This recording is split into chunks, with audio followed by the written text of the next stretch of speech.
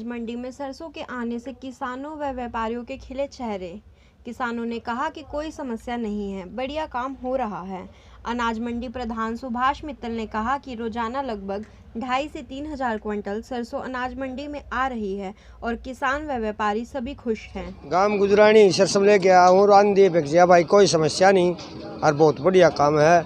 सरकारी लैब होगी अपनी, कोई पैसा नहीं और अंधी 7-8 पास होगी, बढ़िया बिकी है। तो पहले की अपेक्षा अब काम बढ़िया है, खूब बढ़िया, पहले से तो बहुत बढ़िया है ना। तो अंधी नुका कर दे तेल इसमें तो सही को नहीं, अरीब सरकारी में पास हो गया, अंधी लैब में कर हमने 40% बताया और ना तो नुका कर दे 30% से वाइस में और वाइस सर समझ उससे खेती ये तो न्यारा मजा है। रमेश कड़वास जी।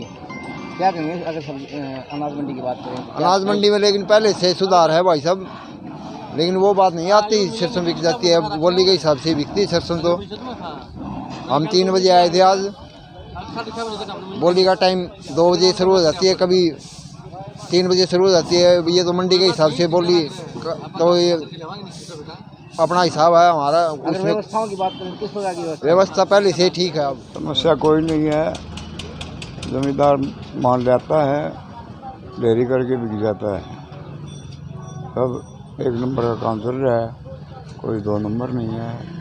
अगर बारदाने की बात की जाए, बारदाना सब मिलर लेते हैं, प्राइवेट लेते हैं, सबका बारदान माल उठ जाता है। अगर भाव की किस प्रकार की घोषणा? भाव यहाँ चल रहा है 6,000 से 6800 रुपये।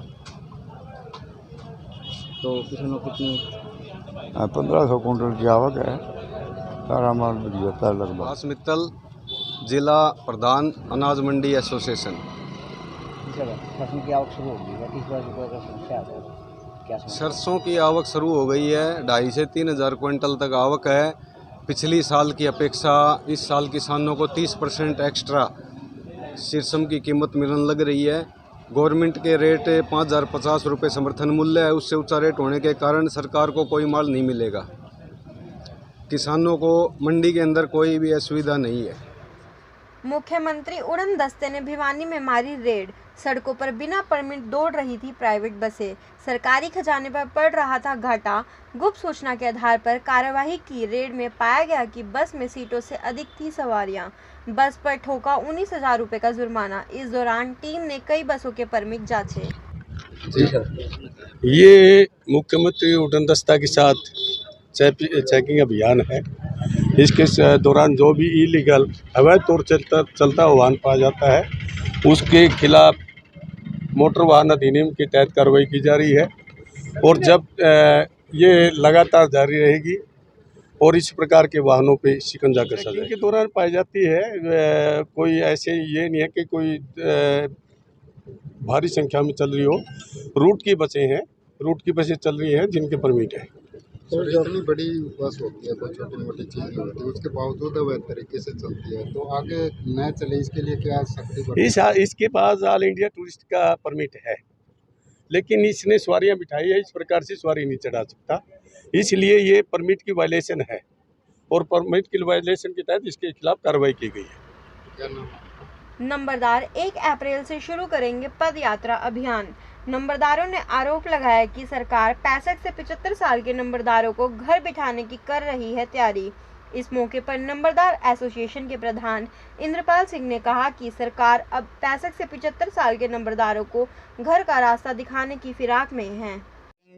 जिला प्रधान भिवानी, क्या मांगे हैं, किस मांगों को लेकर आज का बैठक? हमारी मांग जो है वो नंबरदारों की वही हैं जो पहले थी। नंबरदारों की मांग ये नहीं है कि हमारा हक पर हम अटल रह रहे हैं।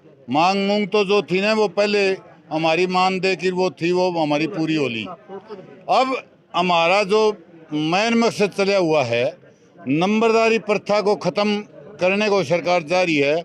हम इस प्रथा को ख़त्म नहीं होने देंगे। यह प्रथा ज्यों की त्यों रहेगी जैसे पहले थी। हमें न तो मानदेय की ज़रूरत है, हमें अपने मान की ज़रूरत है। नंबरदारी के बारे में पहले विधानसभा में मुख्यमंत्री बोले थे, उन्होंने पहले कहा था 65 साल से ऊपर के नंबरदारों को बर्खास्त किया जाएगा। हमने उसका प्रोटेस्ट आया, रोकते हैं। हाँ जी, कोई आमदनी नहीं। लेकिन तहसील के अंदर जितने भी नंबरदार बैठते हैं, हाँ। बिल्कुल लोगों का भी आरोप है, लेकिन ये कहाँ तक ठीक है? देखो जी, कोई ठीक नहीं है। न तो हमें किसी को ये बात हमारे अंदर आएगी। अब हम जन समूह इसी बात पे भी चलाएंगे। अगर जब कोई लेके इधर बैठता है तो हम उसका विरोध भी करेंगे और उस भाई को ये भी कहेंगे कि बस तहसील के अंदर कोई पैसा नहीं लेगा। हमारी कोई लिया जा रहा है ना। 14/10/2018 को सरकार ने एक नंबरदारों का अधिवेशन किया था। हिसार जब हमारी अधिवेशन किया था, भिवानी से भी 10 बस भर के हमने भेजी थी। 6 बस थी और आजू बाजू 10 बस टोटल भिवानी से गई थी भर के। उस टाइम मनोहर लाल ने, वहाँ मुख्यमंत्री मनोहर लाल जी ने वहाँ एक घोषणा करी थी, आयुष्मान योजना, मोबाइल 1500 मानदेय भत्ता था 3000। आज आप हर बस पे देखोगे आयुष्मान में नंबरदार शामिल, नंबरदारों को दिए मोबाइल। हालांकि आज तक किसी भी पूरे हरियाणा में किसी नंबरदार को ना तो कोई मोबाइल मिला, ना आयुष्मान योजना मिले। हम नंबरदारों का काम होता है कोई भी सरकार हो उसके साथ रहना। नंबरदार कल भी सरकार के साथ थे, आज भी है, परसों भी थे। लेकिन सरकार नंबरदारों के साथ इतना अन्याय करने लग रही है। अभी सरकार ने नया लेटर जारी कर दिया, 65 साल से ऊपर नंबरदार उनके मेडिकली, 75 साल से बड़ा नंबरदार उनको हटाओ, सरबराह नंबरदार था उनको हटाओ। पिछले 3 साल से इस सरकार में दोबारा जब मनोहर लाल जी का टर्न आया है, पिछले 3 साल से कोई नया नंबरदार नहीं बन रहा। तो ये तो एक किस्म से सरकार का हमने साथ देने का इनाम है। सरकार ने हमारी नसबंदी कर दी। ये जो आप जो नस्ल देख रहे हो ना, नंबरदारों की लास्ट नस्ल है, क्योंकि इसके बाद 75 साल के नंबरदार तो वैसे हट जाएंगे। 65 वाले सिर्फ 10% नंबरदार फिट मिलेंगे। बच के कितने 22,000 में टोटली 5 या 6,000 नंबरदार बचेंगे। वो 6,000 नंबरदार कितना काम संभालेंगे, कितना करेंगे? वो ऑटोमेटिक इस्तीफा दे के भाग जाएंगे।